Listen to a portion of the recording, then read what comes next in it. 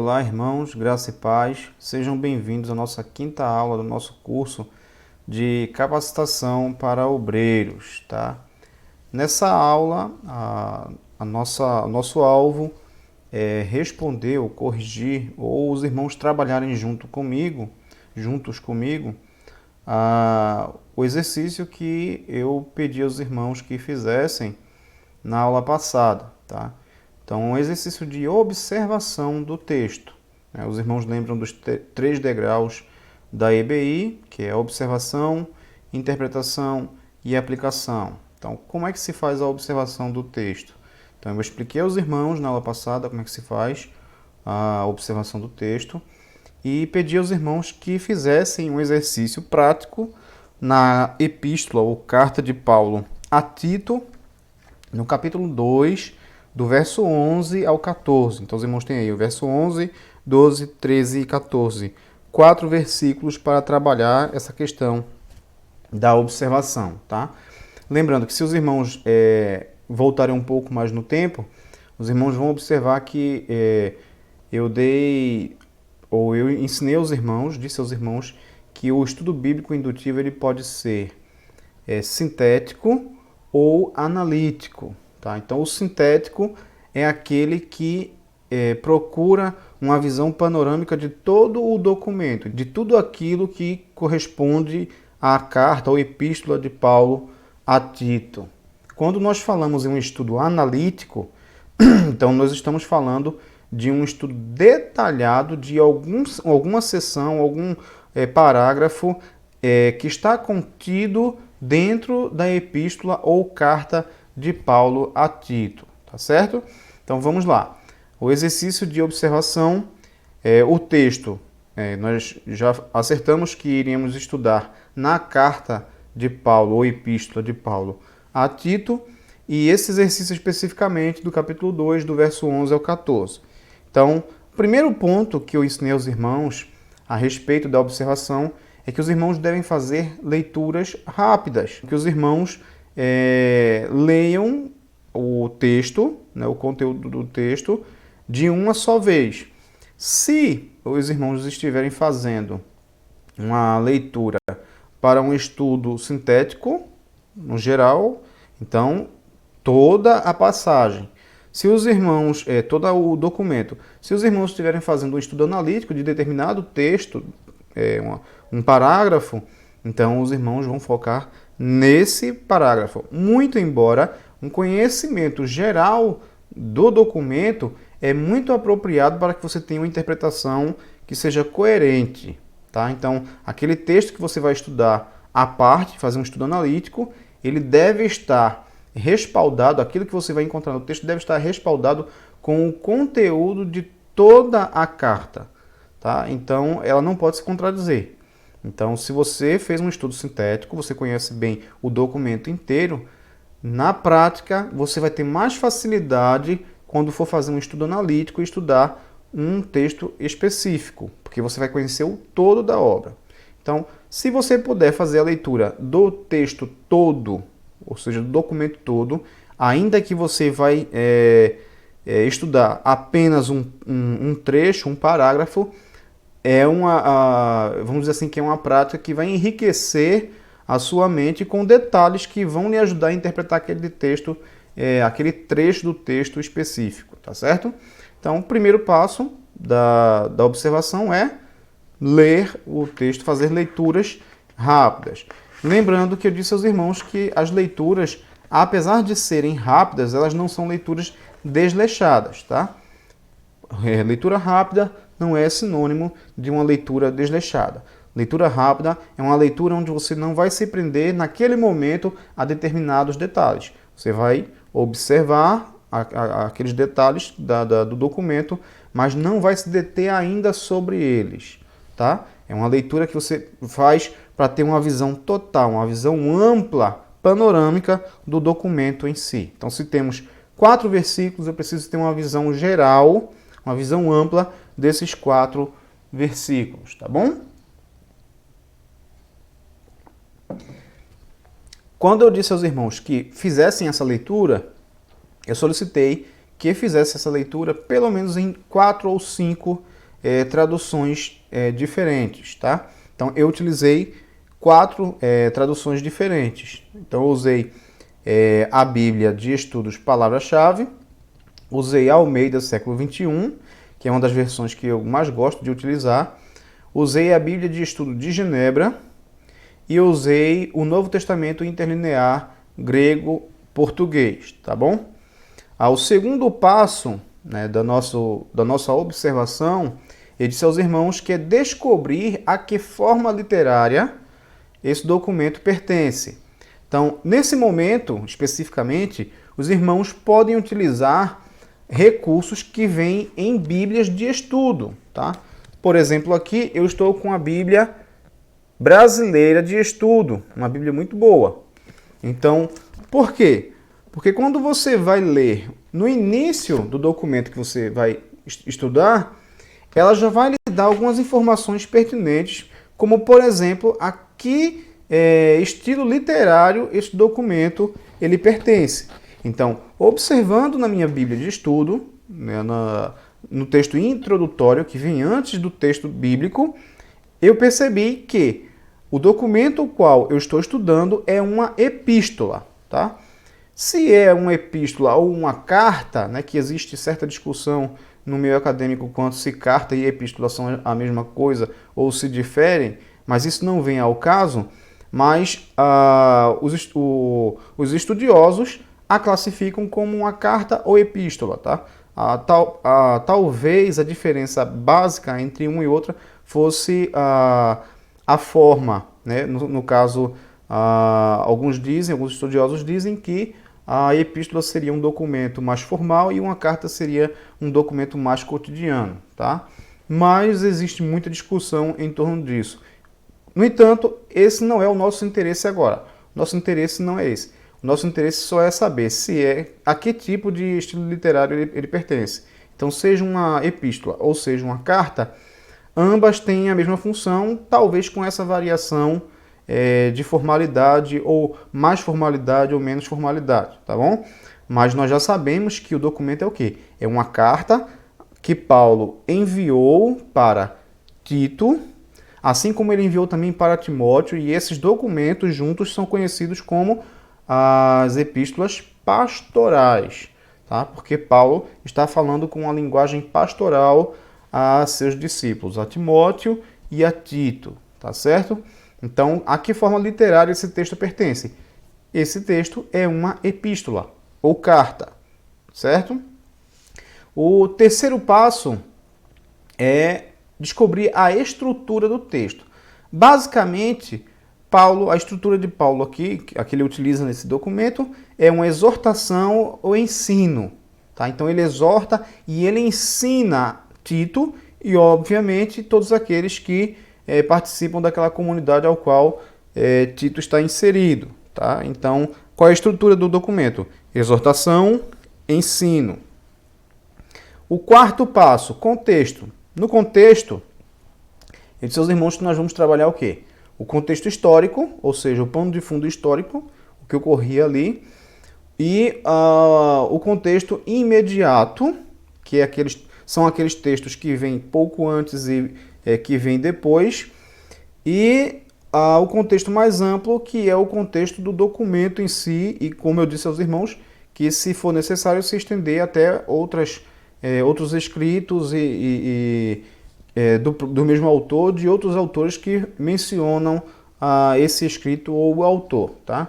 Então, por exemplo, para nós sabermos sobre a questão histórica e tudo, nós temos que recorrer a outros documentos bíblicos, tá? Outros escritos bíblicos, por exemplo, como o livro de Atos, tá bom? Então, aqui nós temos que trabalhar com o texto em si, verificando esses três contextos. O contexto histórico, o que está acontecendo ali ao redor, né, historicamente, e o contexto imediato e o contexto mais amplo, tá?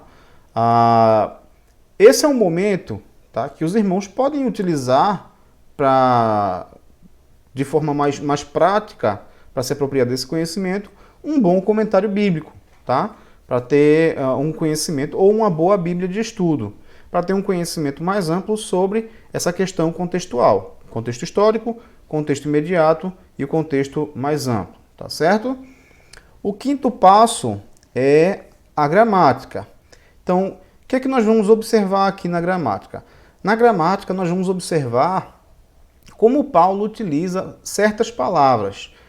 Por que que esse parágrafo, ou essa frase, ou essa oração está onde está e por que ele está na companhia de outros textos ou outros parágrafos, né? Que relação ele tem com os outros textos que o circundam, tá?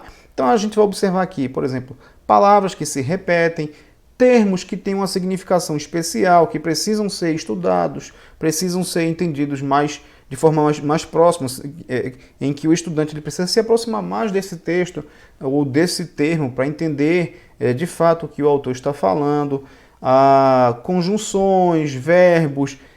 Nesse momento nós vamos observar de fato a estrutura textual, a estrutura gramatical do texto. Tá? Por quê?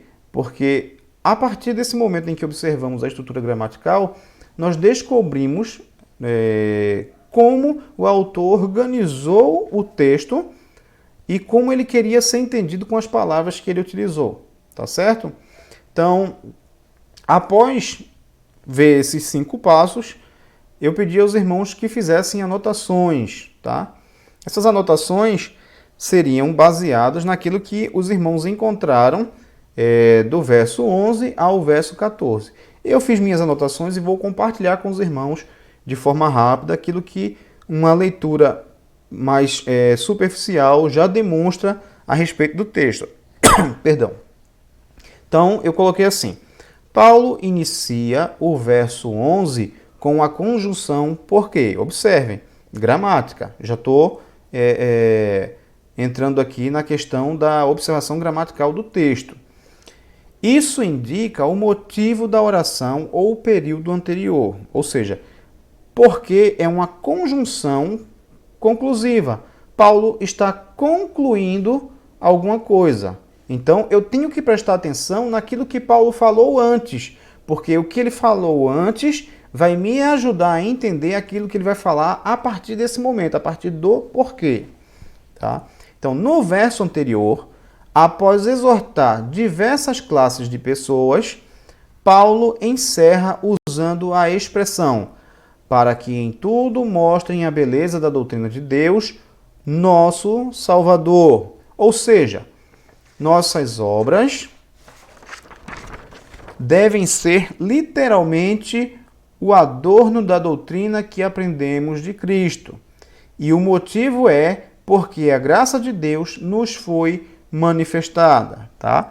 Então, nos versos anteriores, Paulo vem exortando aqueles irmãos como eles devem viver de modo a demonstrar a graça que os alcançou. A expressão, uma coisa que eu observei aqui também, a expressão todos os homens, se isolada do contexto que o precede, pode incorrer em um erro de interpretação.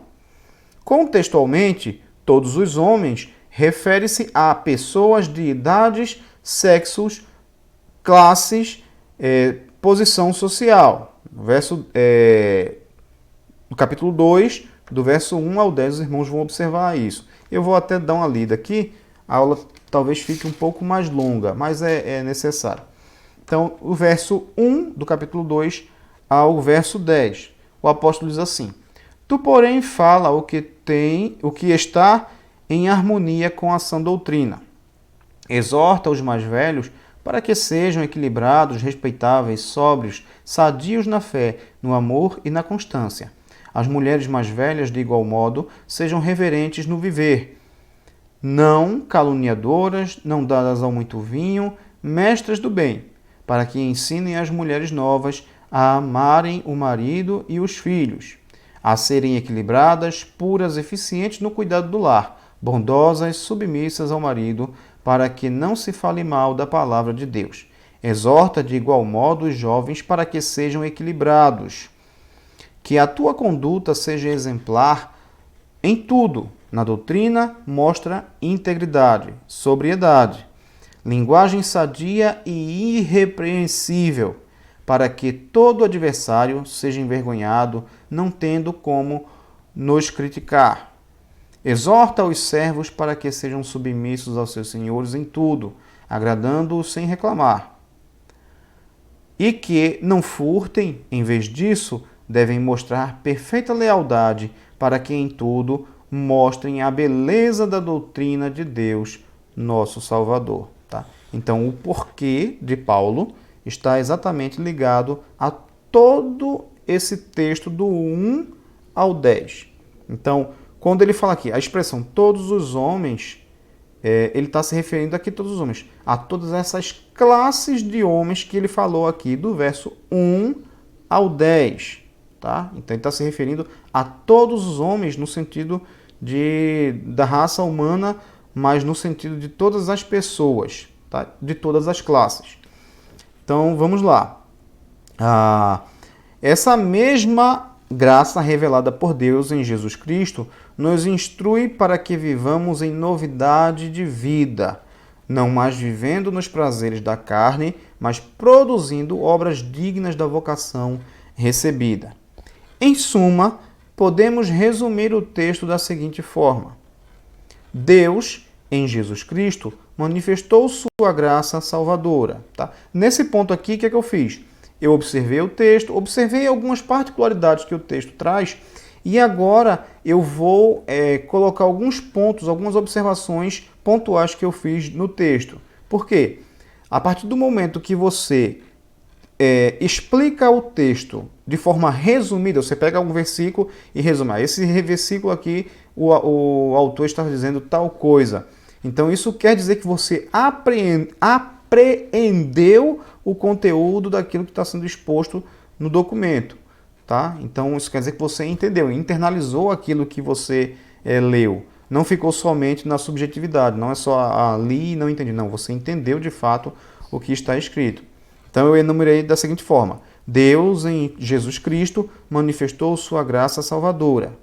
Essa mesma graça nos ensina a renunciar nossa antiga forma de viver, passando a refletir de forma prática obras que dão testemunho de Cristo. Isso tudo eu encontrei no texto. Também, por esta mesma graça, vivemos na esperança do cumprimento da promessa. Tá? Isso está lá em Tito 2,13. E os irmãos podem conferir também um texto paralelo, onde você faz aquela parte da comparação de textos, né, que a gente chama de faz parte daquilo que a gente entende por teologia bíblica. Em Romanos 8, do 24 ao 25, o apóstolo Paulo vai tratar da mesma forma. O motivo pelo qual podemos esperar com confiança é que Cristo se entregou para nos remir. Aqui fica clara a doutrina da expiação substitutiva de Cristo em favor de seus eleitos, aquilo que nós chamamos de expiação vicária. Por fim, o texto nos mostra que motivação levou Cristo a se entregar em lugar de pecadores, purificar para si um povo exclusivamente seu. Este pensamento ecoa ao mesmo argumento usado por Paulo em sua carta aos Efésios, capítulo 1 e verso 4, capítulo 2, do 8 ao 10. Ao que parece, também podemos observar paralelos com o texto de Ezequiel 37, onde Deus diz que irá purificar o seu povo. Então, vejam só, eu observei tudo isso utilizando somente 4 versículos. Então, são aquelas perguntas de observação que nós fazemos ao texto. Tá? Então, os irmãos, se fizeram algo semelhante, louvado seja Deus. Se os irmãos não conseguiram fazer, guiem-se pelo que eu acabei de expor aqui agora e façam o exercício, tentem fazer sozinhos. Se não conseguirem, assistam o vídeo novamente, quantas vezes for necessário, para que possam fazer de forma correta, como o texto tem que ser estudado. A observação do texto. Tá bom, irmãos? Então, que Deus os abençoe. Se tiverem qualquer dúvida, me perguntem, tá? Me chamem no WhatsApp, me perguntem, porque eu vou estar disponível para responder aos irmãos e sanar qualquer dúvida que tenha ficado. Que Deus os abençoe e fiquem na paz.